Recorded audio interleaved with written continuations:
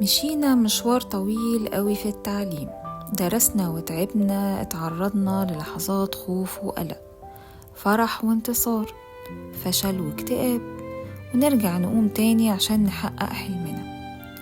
وأول ما بنوصل بنبتدي نطور ونجدد عشان نفضل مواكبين العصر والتطور السريع اللي بقينا عايشينه. من كتر التفكير بيجي علينا وقت بنحس إن ما بقاش عندنا جديد، ونبتدي نفقد الشغف، ونبقى عايزين زي ما بيقولوا كده نفصل الفيشة. في المرحلة دي بالذات لازم فعلا نفصل، نوقف التفكير في الشغل والنجاح وفي السعي والجري.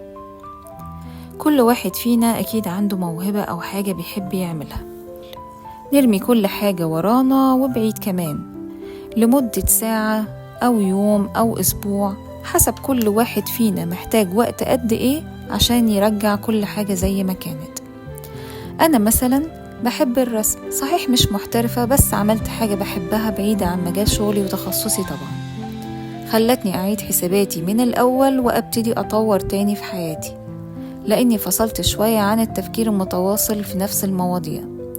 جربوها وشاركوني تجربتكم، وهل اكتشفتم إن عندكم موهبة ولا لأ؟ ولو فكرتوا ومعرفتوش ابعتولي وأنا هساعدكم.